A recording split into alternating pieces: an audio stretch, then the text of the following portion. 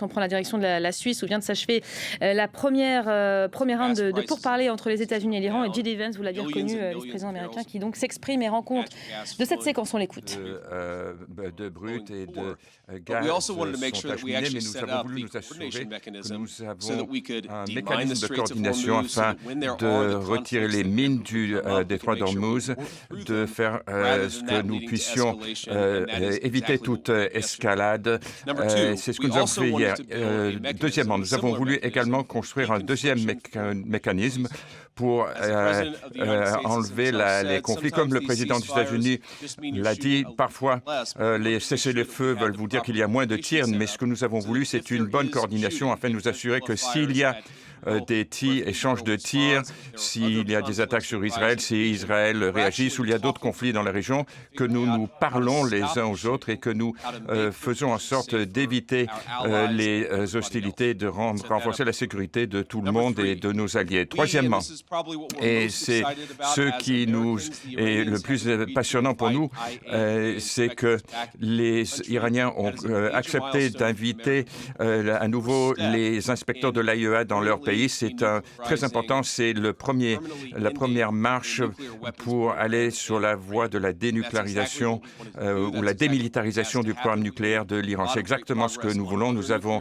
largement avancé également sur d'autres aspects du programme nucléaire. Et enfin, ce que nous avons fait, c'est d'établir le processus pour les négociations techniques à venir. Nos équipes travaillent avec les Iraniens, avec l'intermédiation, la médiation des Pakistanais, des Qataris. Nous avons beaucoup avancé et ces négociations à Bürgenstock, ici à Bürgenstock, vont se poursuivre dans les jours et semaines à venir. Nous voulons une supervision politique de ce processus. Bon, nous sommes dans un endroit magnifique. Je ne peux pas rester ici pendant 60 jours. Je m'apprête à retourner aux États-Unis, mais les équipes techniques vont travailler avec une bonne supervision pour veiller à ce que nous accomplissions les objectifs. Donc voilà ce que nous avons voulu accomplir. Nous sommes venus ici, nous avons fait cela. Et l'approche est très simple. En fait, nous avons jeté les fondations très solides pour un accord final. Alors, on construit une maison. Nous n'avons pas construit la maison, mais nous avons bâti les fondations pour avoir un bon accord pour le peuple américain. Je crois qu'il faut vraiment que tout le monde comprenne ce que nous avons accompli, mais il y a encore beaucoup à faire alors que nous continuons à avancer sur les négociations nucléaires, l'égalisation économique, alors que nous continuons à enlever les mines du détroit d'Ormuz, faire en sorte que le trafic maritime reprenne. Beaucoup de progrès, mais il y a encore beaucoup de travail à faire et nous sommes engagés dans cette voie. Donc je suis prêt à prendre quelques questions. Merci d'être là. Oui, allez-y avec votre question.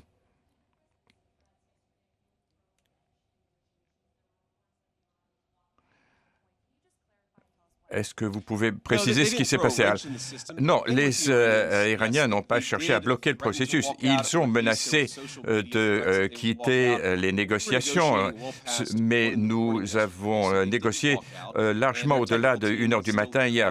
Ils ne sont pas partis. L'équipe technique est toujours là à Bürgenstock et je pense que certains ont marqué une pause pour regarder cette conférence de presse. Mais écoutez, ce que nous avons dit aux Iraniens hier, c'est que lorsque vous engagé dans des mauvaises déclarations. Vous ne pouvez pas vous attendre à ce que le président des États-Unis ne réagisse pas. Si vous dites des choses qui sont fausses, le président des États-Unis va réagir. Moi, je vais réagir. Lorsqu'ils font des menaces, il faut qu'ils comprennent que le président des États-Unis va corriger ce qui a été dit. Il y a eu quelques menaces, quelques plaintes, mais en fin de compte, les négociations continuent. Nous avons beaucoup avancé. À quel moment pensez-vous quel est le délai fixé et quand est-ce que nous pouvons envisager la fin de ce conflit? Est-ce qu'il pourrait s'achever d'ici les élections de mi-mandat? Alors, en ce moment, le conflit est dans une phase de cessez-le-feu et nous espérons aboutir à l'accord permanent et un accord permanent. Je pense que nous avons largement avancé. Il faut vraiment s'en féliciter. Alors, quant à la date de retour des inspecteurs de l'AIA, nous avons essayé de les joindre, les inspecteurs, vers 2 heures du matin. Comme vous pouvez l'imaginer, peu de gens répondent au téléphone à 2 heures du matin. Je pense que là va se produire cette semaine, mais certaines de ces discussions avec les inspecteurs, avec l'AIEA, pourraient se produire même dès aujourd'hui, mais je vais voir cela avec mes équipes depuis ces appels. Monsieur le vice-président. Merci, Monsieur le vice-président. Est-ce que vous attendiez à ce que les Iraniens mettent autant l'accent sur le Liban qu'ils l'ont fait et quels ont été les progrès accomplis sur le Liban? Alors, je dirais que nous avons, oui, beaucoup avancé. Nous voulons un cessez-le-feu au niveau régional. Nous voulons que le Hezbollah arrête de tirer sur nos amis israéliens. Nous voulons qu'Israël puisse vivre en paix. Et lorsqu'il se produit des choses, que cela ne se traduit pas par une vaste escalade. Donc, nous mettons en place un mécanisme de déconflictualisation. Mais ce que nous disons, c'est que lorsqu'il se passe quelque chose, il faut que les parties engagées parlent les autres. Parfois, c'est le problème de la poule et de l'œuf. Vous avez un junior qui envoie un drone sans l'aval du commandement. L'Israël doit réagir, mais parfois, cette riposte pourrait se traduire par une situation plus pacifique si l'Israël réagit dans le contexte d'une discussion en cours entre le Hezbollah, le Liban et d'autres partenaires, Israël et d'autres partenaires. Nous n'avons pas eu de base telle jusqu'à 4 heures du matin, heure de Bergenstock, où nous avons établi ce principe. Donc, ce que nous cherchons à faire valoir, c'est que tous les États ont le droit à l'autodéfense, mais ceci doit se situer dans un contexte de déconflictualisation plutôt qu'une escalade qui échappe à tout contrôle. Parfois, ce qui se passe, c'est que lorsque les événements échappent à tout contrôle, cela est bien pire pour chacun pour le processus de défense légitime. Donc, nous avons maintenant un processus en place pour empêcher cela. Vous voyez déjà les fruits de cela depuis les dernières 24 heures. Ce sont les dernières 24 heures les plus pacifiques. Les 24 heures précédentes étaient bien. Il y a 72 heures, il y a eu des échanges de tirs. Donc, c'est un travail qui est en cours. Mais ce que nous avons fait, c'est de mettre en place cette opération pour éviter que tout cela échappe au contrôle à l'avenir. Est-ce que les États-Unis veulent que l'Israël se retire du sud du Liban? Nous voulons que la sécurité d'Israël soit protégée. Nous voulons aussi la souveraineté du Liban. Les Israéliens ont été très clairs en disant qu'ils n'ont pas de visée territoriale. La raison pour laquelle ils sont là, c'est qu'ils veulent empêcher le Hezbollah de tirer contre Israël. Nous pensons, et ça sera beaucoup de travail, nous pensons que nous pouvons assurer une situation où la souveraineté territoriale est protégée du Liban et aussi celle d'Israël. Cela va nécessiter une coordination, y compris avec l'armée libanaise, faire en sorte que le Hezbollah cesse ses attaques, et nous sommes allés beaucoup plus loin que nous l'étions. Avez-vous parlé au Premier ministre Netanyahou ces derniers jours? Oui, nous sommes en contact constant avec les Israéliens, mais aussi avec les Saoudiens, les Émiratiens. Nous avons parlé aux Libanais hier aussi. Donc, nous cherchons à garder... il ne s'agit pas ici d'un accord que les États-Unis imposent à la région. Il s'agit d'un accord que la région demande désespérément aux États-Unis de créer. Et il y a bien sûr cette région est une zone d'énormes problèmes depuis très longtemps. Donc, ce que nous disons, c'est jetons les bases, voyons si nous pouvons avirer à une paix permanente.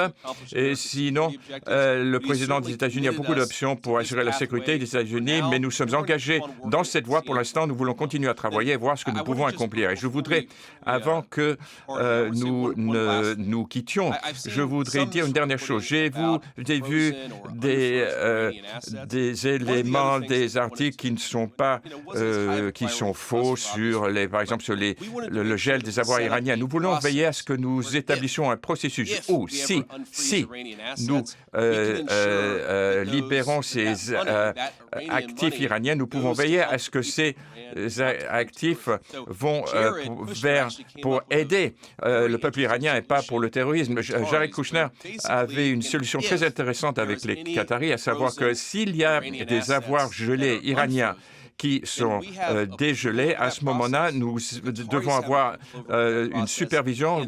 Nous devons donner notre aval. Les Qataris doivent donner leur aval. Et les argents iraient s'orienter vers l'achat de céréales américains pour le peuple iranien. Et je vois des éléments qui sont faux, qui sont diffusés, mais on voit des reportages sur les réseaux sociaux. Mais ce que les Gérard, les Qataris et toute l'équipe à Bergenstop a atteint, c'est vraiment une opération Trump classique, à savoir que si les actifs sont dégelés, ils vont permettre de rendre les agriculteurs américains plus riches et pour aider le peuple iranien. Et c'est vraiment un accord, c'est une proposition Trump typique. Cela contribuera à cette architecture de sécurité que nous bâtissons et nous allons veiller à ce qu'elle persiste. Donc de Suisse, merci beaucoup d'être ici. Merci pour vos questions. Merci de votre engagement. Je me réjouis de rentrer à la maison et nous allons vous tenir tous au courant sur ce qui va se passer dans les jours et semaines à venir. Merci beaucoup à tous. Voilà, les mots de J.D. Vance, vice-président américain que vous venez de vivre en direct à nos côtés. L'explication de texte à l'issue de ce premier round de pourparlers, de discussion qui a été engagé entre les États-Unis et donc l'Iran. Il s'exprimait donc depuis la Suisse, depuis le Bergenstock, cet hôtel de luxe de Lucerne. Et on va retenir évidemment de cette séquence ces progrès qu'il évoque, J.D. Vance, qui estime avoir jeté les fondations, jeter des fondations très solides pour arriver à un bon accord pour les Américains. Reste beaucoup de travail, dit-il, à faire. Les fondations sont là, elles sont posées, mais la maison n'est pas construite, signe qu'il reste encore beaucoup de points à aborder, à régler, interroger longuement, évidemment, sur les différentes parties prenantes. J.D. Vance évoque la situation aussi au Liban. Y a-t-il encore des échanges entre les Américains et la partie israélienne? Oui, nous gardons le contact avec les Israéliens, mais aussi les Libanais. On cherche évidemment à garder le lien. De cette conférence de presse, quelques questions posées au vice-président américain. On va retenir aussi que Téhéran aurait accepté le retour des inspecteurs de l'AIEA en Iran. La question du nucléaire qui fait évidemment partie des principaux points à régler dans cette phase de négociation. On est censé donc s'entendre pendant ce cycle de négociation sur la suite, un cycle de pourparlers, 18 heures au total, qualifiées d'intense aussi par la délégation iranienne qu'on n'entend pas ici, mais qui a déjà quitté la Suisse ce matin. Elle fait au moment où je vous parle route vers Téhéran. Et selon les Iraniens, les discussions ont permis là aussi d'aborder brièvement la question du nucléaire. On aura l'occasion peut-être d'y revenir un peu plus tard avec nos correspondants, que ce soit en Iran pour entendre le son de cloche et voir s'il est le même ou s'il est différent, ou avec nos correspondants aux États-Unis. J.D. Vance également